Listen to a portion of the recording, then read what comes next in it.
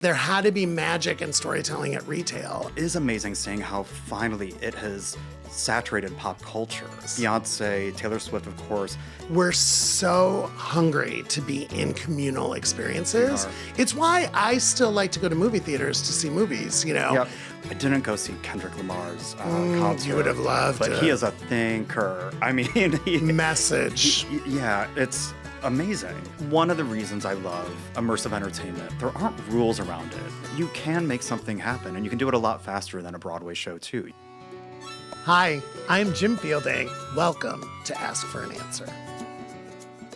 Hello, kind and beautiful human beings. This is so exciting. This is another episode we're recording in studio in Los Angeles. We're calling these the Los Angeles sessions.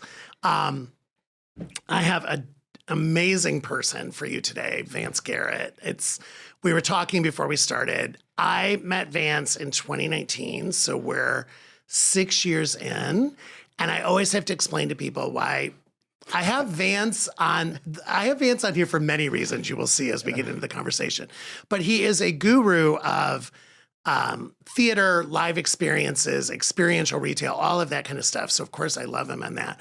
But I found Vance when I was consulting with Tyra Banks. This goes to, so thank you, Tyra. Thanks, Tyra. Thanks, Ty. Thank you, Ty. I was consulting with an idea that Tyra had. It was called ModelLand. It was very public, but it was 2019. And I knew we had to find a guru, which is a Tyra word. Mm-hmm. And God bless networking and LinkedIn and everything else. And I knew of Vance. Vance knows this. I knew of Vance because I had gone to Sleep No More. Right. And we'll talk about Sleep No More. Great. Because I was so blown away by Sleep No More and was like telling everybody to go to Sleep No More. And then what Tyra, in her mind, what we were trying to build was a live theatrical experience, storytelling. Yep. An immersive experience that had a lot going on. Arms to it. And even though it never came to fruition for a lot of reasons, which we're not going to talk about on the podcast, but mainly the pandemic killed us. But I got to meet you. So there's so much things that came out of it. And by the way, Elise, I just was at her sister's wedding 2 weeks ago. I love Elise. I mean, I know. And we were talking about you. I saw her at the farmer's market not so long ago. She's so LA. She's so LA. We're talking about Elise Shavamber, who we hired as basically like a marketing person on the team. I'd known her family and all that kind of stuff, but her little sister, Sarah, got married 2 weeks ago. It's so funny. Tell her I say hi if I don't see her before you. So introduce yourself. Tell us your background. Tell us the stuff like you want us to know. Well, thank you so much for having me here, Of course. Jim.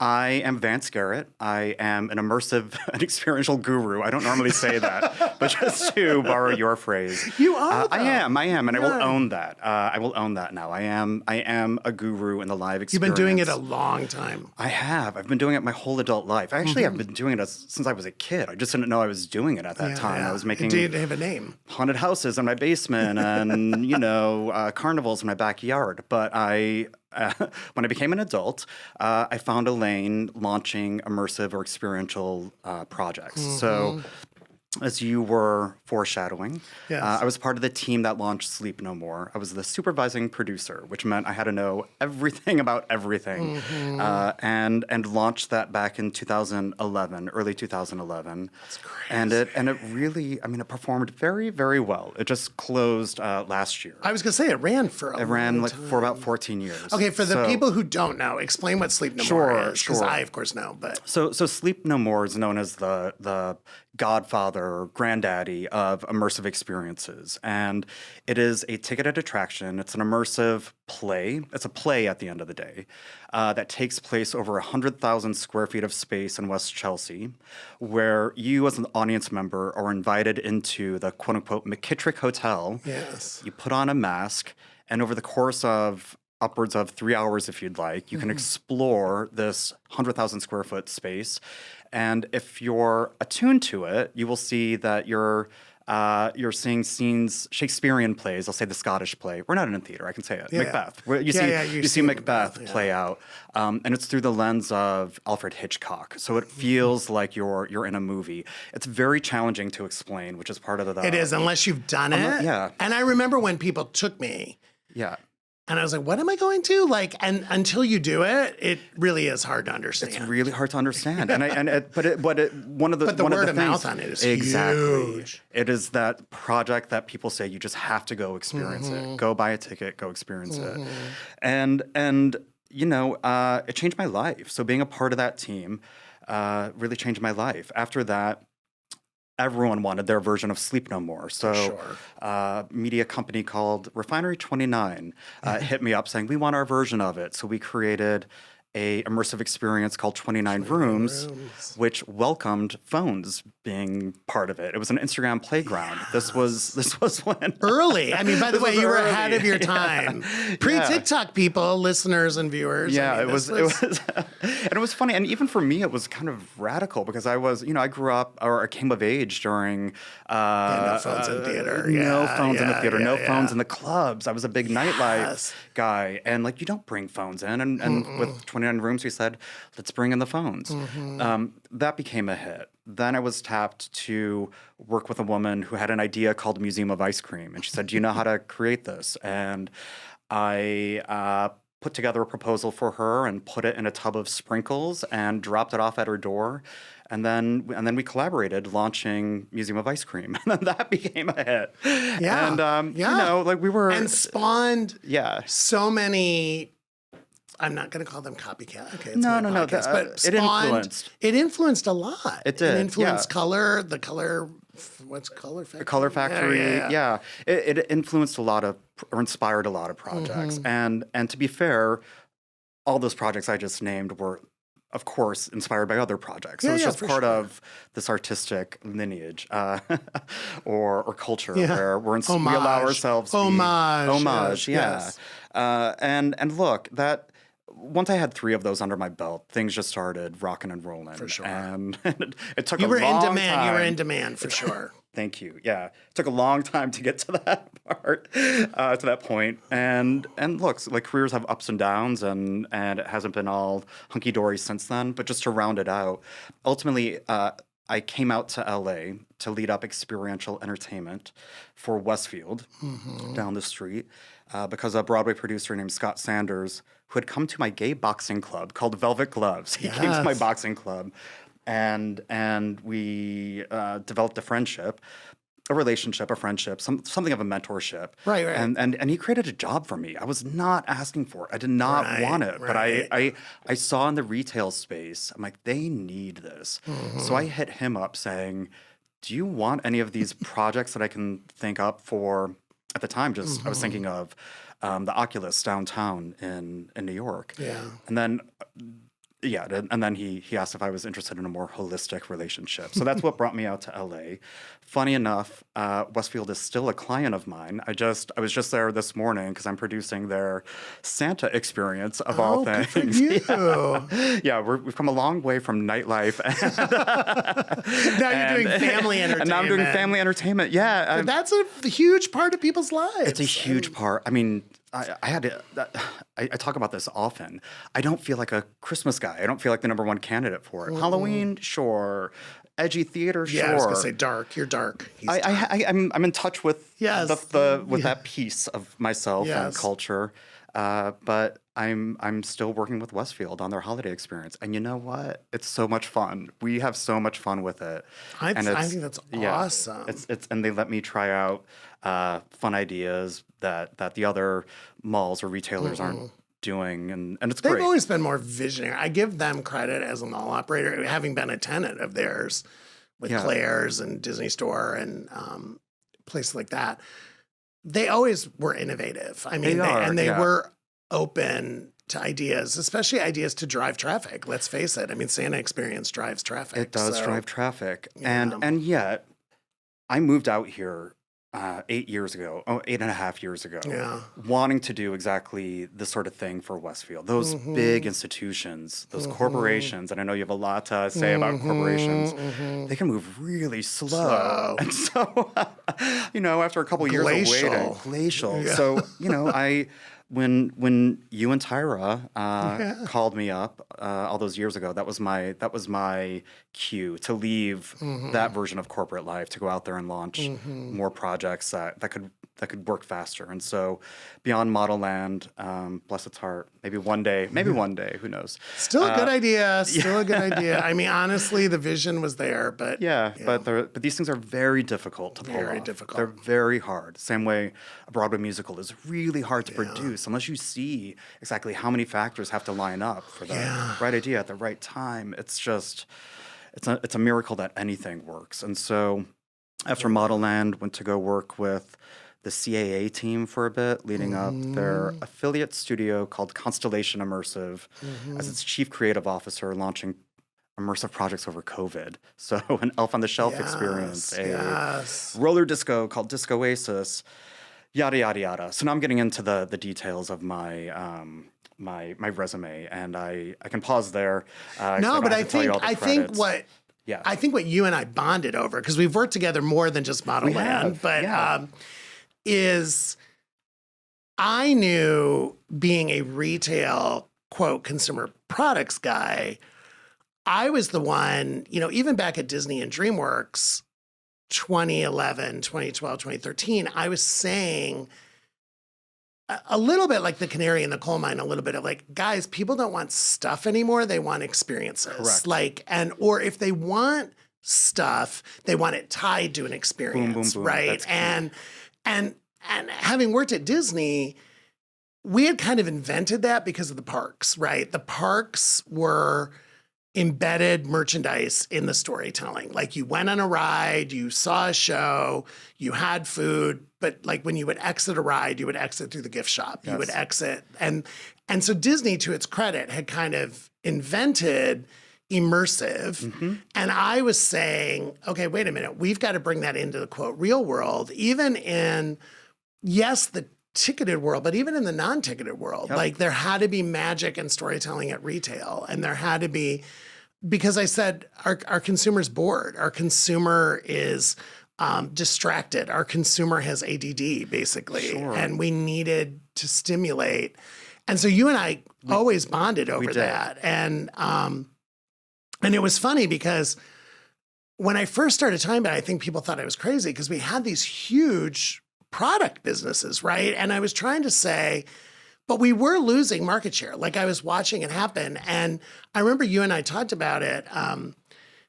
One of the things you and I talked a lot about was concerts, right? Because we saw it happening with Taylor Swift. We saw it happening with Beyoncé, where I was watching people spend all of this money on the ticket, then on the outfit to wear to the concert, right? And then on stuff at the concert that you could plus up, right? And it's amazing. It's unbelievable. Taylor and I give Swift them has changed, and Beyonce, they've changed the industry. They've changed that industry. And I give the Taylor Swift group and Beyonce such credit for having that, what you and I always talk about, that 365 view, is it wasn't just, I'm going to go to a 2-hour concert and sit there. It literally was like this immersive It was a whole thing. It was. And by the way, you and I both, I know because we have the pictures.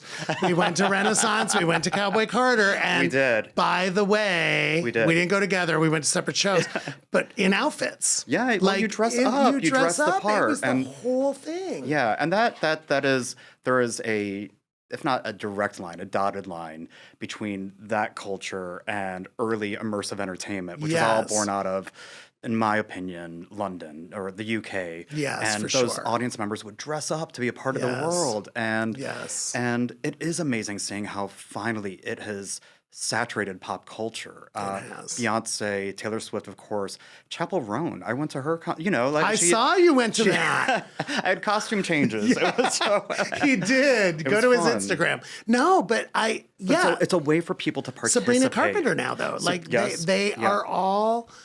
They're all getting it. Yeah, they're all getting it. It's really interesting what's happening in that space. We're living in a these are not my words. I think it's Esther Perel's. We're living in an economy of identity now, and when you show up at one of those experiences, one of those events, and you don the costume, or you separate your social self at home, or you go through the rites of passage, and you put on the like putting wardrobe. on drag, right? It's like putting on drag. You're is, like part of something bigger than yourself. It's really interesting. I even did it. I mean, you'll be very proud of me. I mean, I even did it for Kendrick Lamar and SZA. Okay. And great. I was a Kendrick Lamar and SZA fan. He's was amazing. Like that experience. We went. We had the opportunity to get a suite, which was great, and so we went with 16 friends, and including my niece and her boyfriend and stuff. And that was like a 3.5 hour, like that show. Anybody that saw Kendrick and SZA on tour in 2025 knows what I'm talking about. And I was thinking of you the whole time, Vance. It was so funny because the storytelling of that show and the propping and like where it was minimalist and where it was kind of maximalist and the dancers and when there was no dancers. And I was like, how are they going to do this? Like, is SZA the opening act? Oh, no. Like, they come out together, then he's there alone, then she's there alone, then they're out together again. And it was a whole story arc. And it went so fast. And I looked at my watch and I'm like, oh my God, that was like 3.5 hours. But again, outfit. Yep. I got a special outfit. I got a pair of wide leg jeans for that one. And and it was not cheap by any means what we did, but I literally felt the value was off the roof. I'm so inspired by seeing how sparkly you are about it. And I literally at one point I looked at my now husband, and he was my fiance at the time, and I said bluntly, I was like, am I like the only sober person here? Because it was like literally, and because I was driving, right? So I was very conscious of like partaking. And he's like, yeah, probably 90% of these people are baked, but it was in the moment. It was in the moment. I don't know if this is where you intended for us to go in this, right. But one of the things I love about great immersive experiences is I'm not one to poo-poo drugs or substances. That there's a time and place, and you can be an adult and whatnot. But if you feel like you're part of something bigger than yourself, if you are part of something bigger than yourself, if you start breathing at the same tempo that and dancing with people, abandon, like just joy. It is joy. And we don't even really have the language for it in our culture. But there's a writer named Barbara Ehrenreich, who's no longer with us, but she wrote a book called Dancing in the Streets, The History of Collective Joy, where she catalogs this phenomenon across time. And I found it so inspiring, and I continue to look to those sorts of experiences for culture still needs it. It's as old as time. And I think you're hitting on something that's so important. I think, especially post-pandemic, we're so hungry to be in communal experiences. It's why I still like to go to movie theaters to see movies, because I like that collective. I just saw For Good last weekend, like the collective crying, like we were crying at certain parts. But I like in the suspense movies that, right, like that moment where I actually like feeling the energy of the audience and stuff. Love it. And I was with one of my really, really good friends, one of my best friends for Good, and heard her start going. Like I had tears rolling down my face at certain scenes. You'll know which ones. And then I heard her go. Then we had to get the tissues out, and we were like, and yes, I will buy it and I will watch it at home. It's just it will not be the same. No, it will not be the same. We are social animals. We're collective. Collective joy or collective experiences are not to be minimized. And I've already pre-ordered it, and yes, I will watch it on a plane, and I'll watch. But that first time, like. I wanted it to be live. Like I wanted it to, and that wasn't live theater, but you know what I mean? I'm the same. I saw it the Wednesday before it opened on downtown or in Hollywood. And people were cheering and crying and dressed up. Well, you know what they're doing? I'm sure they're doing it here. Do you know they're showing them back to back in certain theaters? I'm not surprised to hear that, but I didn't know. Yeah, and I'm considering it. That's a long. It's a long. That was a long time. It's 5 hours, but there's a break in between, like almost like a dinner break. And I'm considering it. Okay, do it. I might do it. I have a little green jacket if you want to wear something. I have a green overcoat with tails. Would I go as Elphaba or Glinda? I have to think about that for a minute. Who's the wizard? The wizard or Bach. One of the other characters. Bach. Yeah. Maybe I go. Maybe I go as Bowen Yang's character. Or do costume changes like I do. You did, like your Chaperone costume changes. Yeah. But yeah, I mean, no, but I mean, you and I have definitely bonded over that because I get emotional in live theater. Like Broadway, like I'm sobbing a lot. Yeah, I love to cry in the theater. I love it. It's such when something moves you, it's such a cathartic release. And the spontaneous burst of like rewarding excellent performances, right? Like when all of a sudden a crowd stands up and cheers a song or a moment. It's I'm really blown away by that. Did you see John Proctor as the villain? Yes. You saw it? Yeah. Did it move you? Moved me, yeah. It's so funny. Again, God bless my husband. He loves it. He didn't realize what he had married fully, right? So I did you know this because Vance does it. I did we're going to see 5 shows in 4 days because I do a matinee and the whole bit. And in that run, we saw Death Becomes Her, Sunset Boulevard with Nicole. Great. Audra as Mama Rose. Yeah. We basically saw a lot of Tony nominees, and I loved when we got back on the plane to fly back to Atlanta, and he was like, I wasn't really sure about the schedule, but now I get it, right? Because it was interesting because we saw essentially people who were nominated against each other night after night, and you could really contrast. And Megan Hilty and Jennifer Simard in Death Becomes Her. I didn't see it. I haven't seen it yet. I loved it, but I knew if I was a Tony voter, I knew what was going to happen. As much as I loved Audra, and she literally nailed that part like I'd never seen before, but. It was Nicole's Sunset year. Boulevard was transcendent. It was transcendent. Yeah. And I had seen the old version, like the Glenn Close, Patti LuPone in London version, and loved it. I saw Glenn Close. I didn't see Patti. Yeah, I saw Patti in London. I saw Glenn Close here, actually, in LA. That's fun. So I knew the buzz coming out of London on Sunset Boulevard, but I was shocked. Yeah, it was shocking. But it was a great live collective experience. Again, and when they went out on the street and did the live feed, and I was like, again, and Joe was such a trooper through all that and then we saw O'Mary. Saw that as well. Yeah. And so I was like giving him good ones. You gave him that was a great itinerary. Maybe Happy Ending. We did so many. Did you I haven't seen Maybe Happy Ending yet. That's another fascinating one. I'm really looking forward to that one.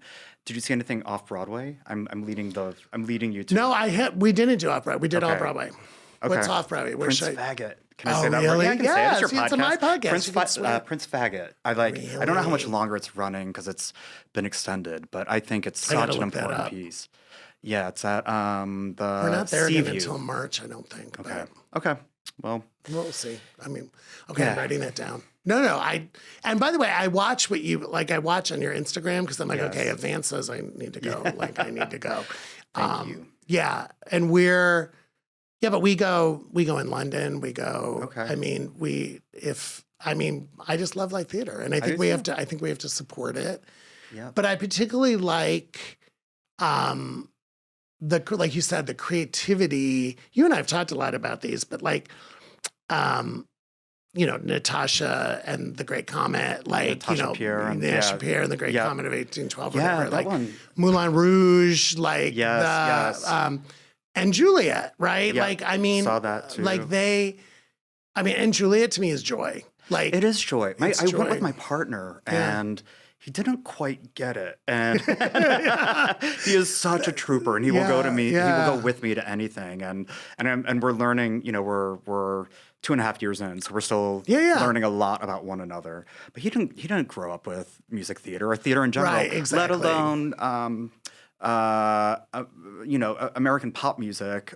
was also not the center of his version world of Shakespeare, right? Yeah, Exactly. And yet he is a Shakespearean scholar. That's my little. Maybe That's my he was little, offended by it. No. It was just it just wasn't the center of his world. Like he didn't know all those Max Martin tunes. Exactly. But it was a little lost on him. But by the end of it, just by being in that room with all those people, when people getting stand up and excited, start dancing, what's not to love? it's what Mamma Mia did. Yeah, Mamma Mia. I remember the first time I saw Mamma Mia, and we're all up dancing at the end of Mamma Mia. And again, I think some of these pieces, there's obviously some that are, I don't want to call them more important. That's not the right word. I mean, that are more thinkers, right? I think John Proctor is a thinker. Hadestown is a thinker. Yeah. And then I feel like there's other ones that are just more like, and Juliet to me is just pure joy. Yeah. Like I love it when a piece of theater or experience can do both. And you said, I didn't go see Kendrick Lamar's concert. You would have loved but it. He is a thinker. I mean, message. It's amazing. And amazing. I think Beyonce's a thinker. I know she is. She schools you. Yeah. Taylor Swift, it's different. No, Taylor Swift's lyrics are amazing. And like to be able to not be purely intellectual, but also like integrate that with the embodied experience or appeal to the senses or just fun is in the body. It's not in the brain. Fun is in the body. But I like what you're saying too, though, because I do like to learn. I mean, the thing about like Cowboy Carter, I'm a huge Beyonce fan, and I'm a huge fan of Cowboy Carter, but she was educating us on the history of country music and particularly Black people in country music. Now, and that's why I always tell people, like, listen to her albums from like the first song through the end song, because there is a storytelling arc. She's very deliberate about it. Super deliberate. Same way she was with Renaissance, same way she was with Lemonade. I mean, and Joe, my husband is like, super fan. Oh my God. She's, there's we have the triumvirate, like there's Whitney, there's Beyonce, there's Sierra, there's like this group, Monica, like Atlanta girls too, by the way, right? But he's really the one that I think I have a deeper appreciation of Beyonce now, having been with him, because Black is King, like the Black is King thing she did with Disney. Incredible. Incredible. Every single still. Yeah. Every Even shot. her, she's so deliberate. Yeah. And I think Taylor is so deliberate. And I love, because you have it, like I love high attention to detail. I right? do. It's taking everything in my bones not to talk about Madonna right now. I know. There, I said it. I couldn't do it. I couldn't hold it out. Couldn't. I know. She's yours. Been my lifelong artist, but and she's attention to detail. Yeah, it's super detail oriented. Precise. No, and by the way, we're spending a lot of money to go to these things, and so I appreciate when they give the time and attention and hire bright choreographers and musicians and dancers designers and stylists I and was video gonna say, artists and who they're wearing and the other musicians who are collaborating with them. And by the way, that's you. That's producing. That's producing. That's being able to see it 360. For people who don't know what a producer does, like we've just described, like the building, the team, and raising the money and all that kind of stuff. Yeah. So okay, we're totally on Broadway now. Just completely switched. But like because things are struggling right now. I mean, we just had the big one announce its closing, Queen of Versailles. Yeah. And I mean, are you worried? Like, do you see a trend? Wow. This is a big conversation. Yeah, it's a big topic. I mean, this is a big topic. I've always had fun purporting or being a self-described futurist. So I do like to see what's and you're the same. You're the same. I do. You're like, this is where retail's going. Yes, for sure. I've felt like the writing has been on the wall for Broadway musicals forever. That said, people have always said that. They've always said it's a dying art form. It's a dying They're dying too art form. expensive. It's too expensive. Yeah. I just have never been able to figure out how they ever recoup. It's so rare for something to recoup. And now when people try to really analyze why they're so expensive, they don't really give you a much better answer other than saying lumber is expensive. And like, that doesn't something. And costumes. Yeah, it doesn't. Costumes are expensive. There's too many people in the cast. I love when they say that. Yeah, but you know, one of the reasons I love immersive entertainment or experiential entertainment is there aren't rules around it. There aren't unions attached to it. There aren't 5 real estate families who own up all the space. Now, there are challenges with that, but it's a bit of the wild, wild west. And if you have that entrepreneurial you can be more nimble. You can be more nimble. And if you can identify an audience, and if you can identify the right idea at the right time that tells the right story at the right time that people want to be a part of, and if you can get the resources to it, so if you can fundraise or have someone pay for it, you know, you can make something happen. And you can do it a lot faster than a Broadway show, too. You can do it, you know, what does it take for a Broadway musical to be developed? 8 years, maybe longer, depending. Broadway's not going anywhere. It will always be there. People want to show up in one of those theaters and experience something for 2.5 hours. I just don't know how those producers are making money. Yeah, it's funny because you're in the industry. I'm like a fan of the industry. So I read a lot because I'm a fan. And by the way, I've invested in shows to my audience and I've lost money. Vance knows that. It's a very risky investment. It's very risky. I mean, Broadway in particular, I think is risky. But I think a lot. Like I've been reading a lot lately about what they're saying, and there's also I think the problem with. Not the problem, but one of the obstacles of Broadway, there's only so many seats you can sell. There's space. I mean, there's 8 shows a week and there's only X amount you can show. That's right. And I feel bad because they're kind of bashing, to your point, they're talking about the cost of the sets and the cost of the costumes and, the theatrics of it all. And then they're kind of bashing like stars, right? Like the stars are expensive and I feel like that's I don't think that's fair. I don't either. I don't think it's fair at all. I don't know if a star will make a show necessarily. For me, I don't necessarily go because it's because there's one star attached to it. But it's a very challenging industry.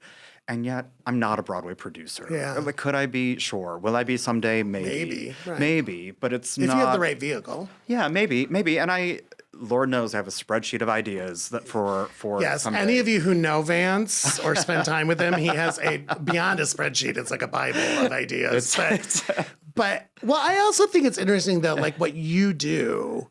And I'm thinking about now being with you, I'm thinking about some of those experiences in my life. Like the first time I saw Hedwig and the Angry Inch was downtown at the hotel. Remember at the Jane Hotel? Produced by David Binder. Yeah, exactly. Which was basically, I don't know, 150 people in there? I mean, 200? Tiny. I mean, we were sitting at cocktail tables. Yeah. We were sitting, it was a bar. An amazing night, right? Then I saw it when it transferred to Broadway too. Yep. Also still an amazing night.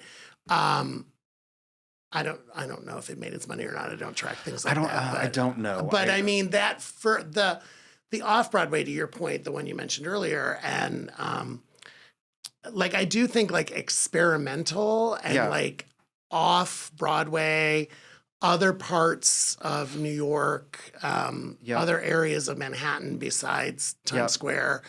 I think it's really interesting and. It is interesting. I feel it's where I choose to spend part of my budget. Like, it's where on theater? Yeah. Okay, great. Live theater. In Atlanta. We thank you. We thank you London, for your. And no. I really do. Because I think it's an art form we have to support. I do agree. I'm being a little silly about it right now, but just one of the things I'm learning in my life right now is not just how to be a better producer or creator, how to be a better audience member and realize we are all in this together. Yeah. And if you're not showing up and supporting young artists or the industry as a whole, one way or another, you're part of the problem. So if you really love it, show up, Yeah, and by the way, talk about it, right? Yeah. Like, I mean, that's why I love following your post. Like, I post about it when I go and I show a picture of the marquee and stuff because I really, there's those moments in your life where you're like, I was there. It's funny, Gypsy. Just unpack that for a minute. I didn't see it. Yeah, and this it. is what I cannot believe. I'm so mad at you. I'm mad too. But I think you can listen to the cast recording. It's not the same. But by the way, I think I've seen Gypsy. I'll tell you who I've seen in the part of Mama Rose. Can I guess? Patti LuPone. I saw Patti, Bernadette, Tyne Daly. This is the gayest conversation ever. Bernadette, Patti LuPone, Tyne Daly. Keep going. Oh, think overseas because you're going to be surprised. Oh no! You're going to show my blind spots. I don't know. Imelda Staunton. Okay. Wow. She played it in London. Okay. Audra. I think I have 6. Who would have been? It might have been a touring show, right? Admittedly, for those of us that are Broadway babies, the part of Mama Rose is like a part, right? Yeah. It's the King Lear. My God. And to get musicals. to play that for those actresses is monumental. Tears rolling down my face with Audra. And by the way, I had seen Patti LuPone. Incredible. Mm-hmm. Oh, by the way, I've gone back and watched old Angela Lansbury, by the way. Like, I didn't see her live. Like Ethel Merman? But I mean, probably I've seen a clip. But I mean, and one of the things I love about the band I'm with now is like sitting next to him and watching the tears roll down his face. And he had never seen any of the other ones, right? But also, by the way, in that production, it wasn't just her. I mean, Joy Woods was unbelievable as Gypsy. But you can't, that's the thing is like, I wanted to bottle that. Like I wanted to like, you can't bottle that moment. And yeah, you can't. But I encourage so many people to go. And I did the same thing. I mean, on a completely opposite end, I did the same thing the first time I saw Hamilton. I had to go back and see Hamilton many times. Right. And I told so many people about Hamilton because I was like, I can't even describe it. Like, I'm like, you just have to go see it. Like, did you see it when it was on Broadway or did you see it? Okay. And then I did London. Okay. And then I went back and saw it on Broadway again with different people, right? Yeah. Because I think that's the thing about live theater, different actors, different nights, different. Everything's different. Yeah. If I love a show, I will rent. Like I saw that so much. I saw it in Sydney. I saw it in London. I saw it in New York. I saw it here. Yeah. I think I saw it in Chicago. Like, I mean, it's crazy. That I remember I was coming of age when that was the show. That was the But again, Hamilton groundbreaking at its time. Groundbreaking. There's a lot of criticism about it now. We're not sure how it's going to age or is aging. Right. But it was a phenomenon. And it was. Yeah. Do you keep a list of like your favorites of all time? Because I do. I don't keep an official list. I mean, I can. But if I put you on the spot, I love I love Sunday in the Park with George as just a piece of art. It is a masterpiece, and it was kind of like the last Sondheim show that really revealed itself to me, or that I spent time with, and.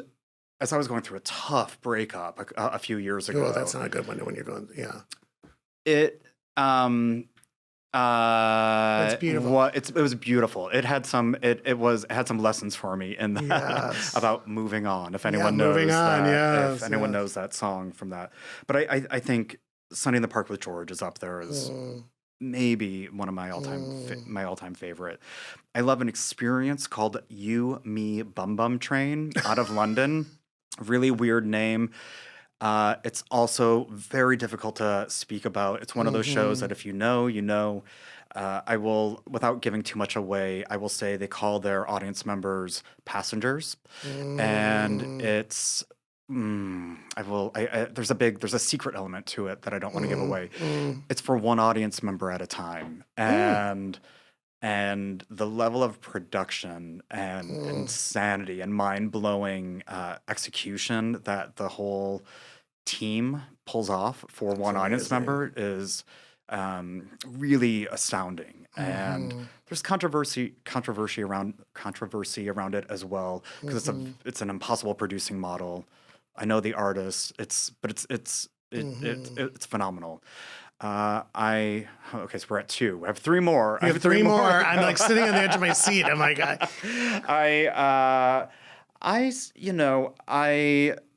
I'll do one more obscure one. I loved a project called Water Tower Speakeasy Water Tower by Night Heron, which that is obscure. It's obscure. I'll keep it simple. Yeah. I was invited to go somewhere. I didn't know what I was doing, and someone invited me into a derelict building to go up to the rooftop and climb the ladder of a water tower. And once I got inside of it, there was a whole speakeasy in there with a band, and Amazing. It was just like a beautiful, beautiful, incredible experience. I'm going to go in a different direction. Right now, I have been loving exploring LA's culinary scene or rediscovering it with my partner, and we just went to Baby Bistro a couple weeks ago, and I loved every bit of it. I loved the menu. I loved where it was. I loved that there weren't a lot of selections, and they just took care of you. I loved how they were texting me before, not in like a gimmicky way, but just being like, "Hey, we know someone in your party is vegetarian. Here's what's up." And then and then they heard me talk about a musician that I loved while I was there. And then sure enough, they followed up with me on Instagram talking about that. And it didn't feel gimmicky or creepy. It was just like great hospitality combined with great love. It was just like an act of love. Food is theater, though. Food is theater for sure. Yeah. Food is theater. Okay, that's 4. One more. One more.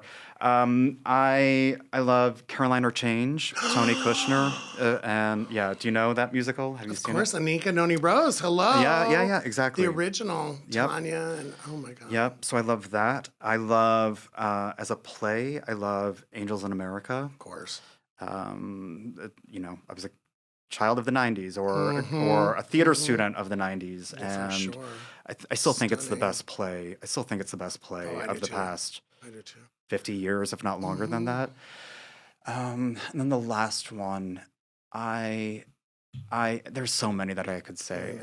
I love Jesus Christ Superstar. I love that show. I love that concept album. I love, it still holds up. I saw it at Hollywood Bowl.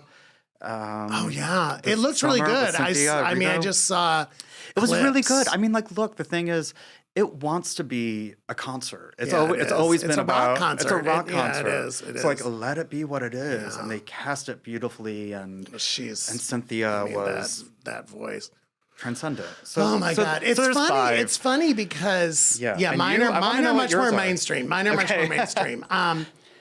No, but I mean predictable in a way. Dreamgirls. Oh, great. I mean, and it's coming back. I'm finally is. glad it's coming back. It's coming back. And I've seen it all over. Like if it's I don't care, regional theater. Like I went up to when it was at in Harlem. Great. I love Dreamgirls.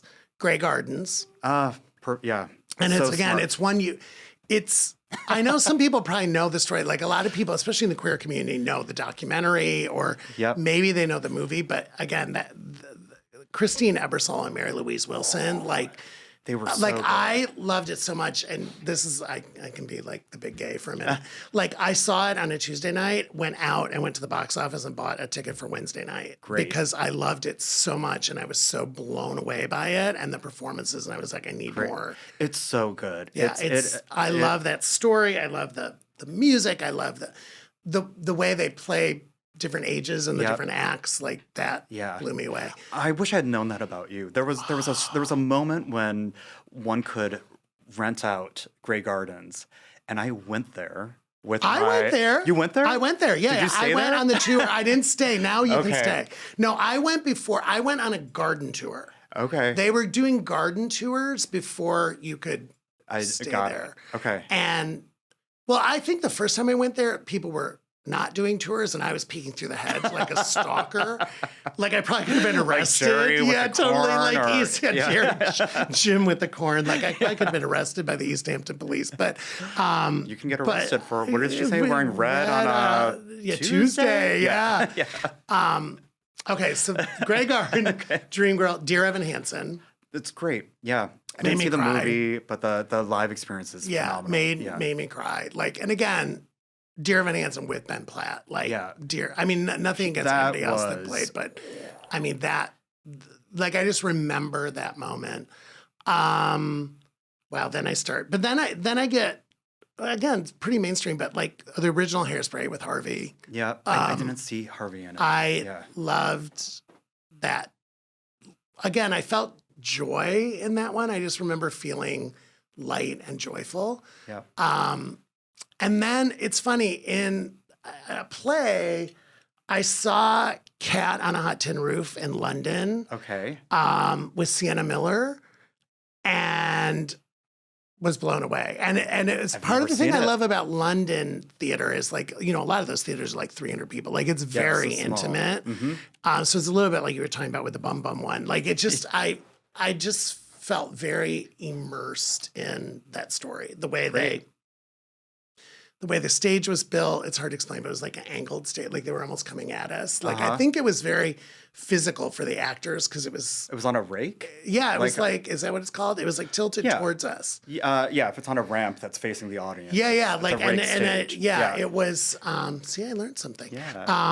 Yeah. But I said to you before we were starting, like, I'll pretty much, if you call me and say, I have a ticket to theater, I'm going to go, because to me, I always say, and I can say it's my own podcast, like, live theater to me is like sex. Like, even bad live theater is good, right? Like, it's the same way I feel about sex. Like, it's, but we prefer good. We prefer good. There's levels, but you know, we're men at the end of the day. So, yeah, no, I mean,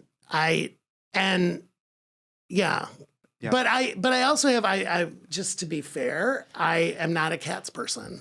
And we talked about this. We did, yeah. And there's very few shows I've ever not loved, and I'm just not a Cats person. But you're not alone. I understand You're not alone. I like songs from it. Yep. It's, look, so you know the Jellicle Ball is coming I know, to but do you think Broadway. it's worth it? I do think it's worth it. Speaking of Even joy, if I'm not a Cats person?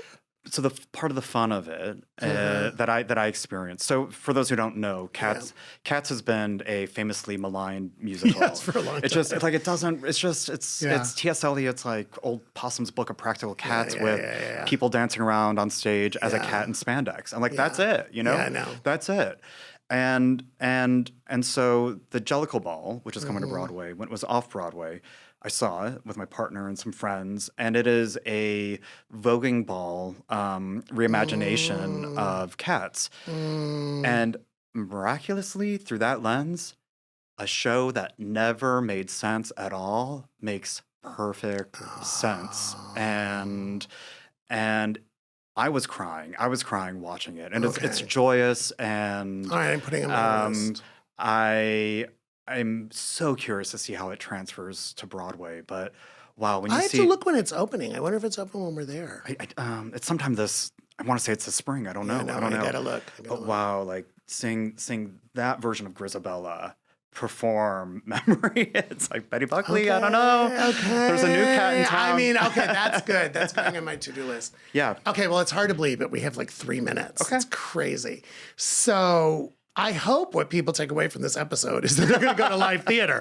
I hope they realize how much we love live theater. But what are there projects you're working on right now that you can talk about that you're excited about? Well, you talked about Santa Experience, but I'm going to be a little vague about some. Yeah, of course.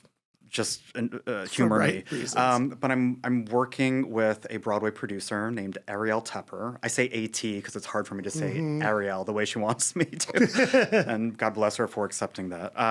But she's an amazing producer, and she hit me up years ago saying, you know, I'm paraphrasing, but why don't we work together? And we've been developing a large-scale magic candy experience that will launch in New York next year.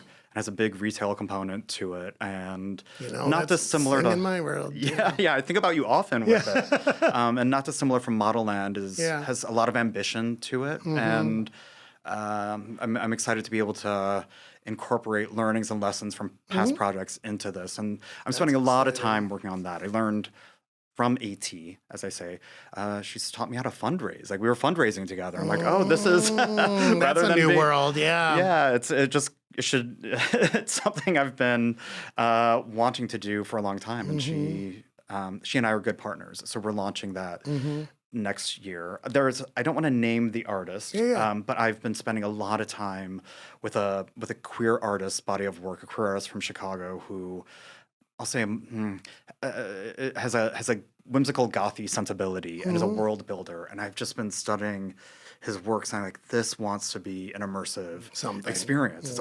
He's a world builder. And so, this is the most I've ever said anything about it, but I've been pretty quiet about that, but really getting in the weeds, availing myself to his whole body of work to see where this is going to go. And so I've been quite interested in that. So those are the two main things. That's huge. And then, I have the trademark to homo coming. I want to do something for gay youth. I know.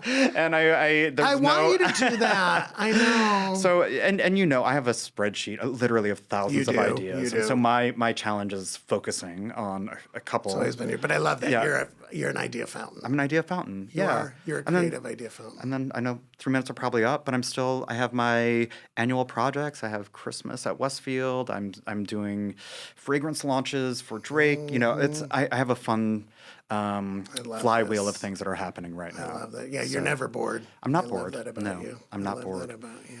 That's what I'm doing. Okay, so if anybody wants to find you, where do you want them to find you? Sure. Instagram works. Instagram always works. It's at Vance Garrett.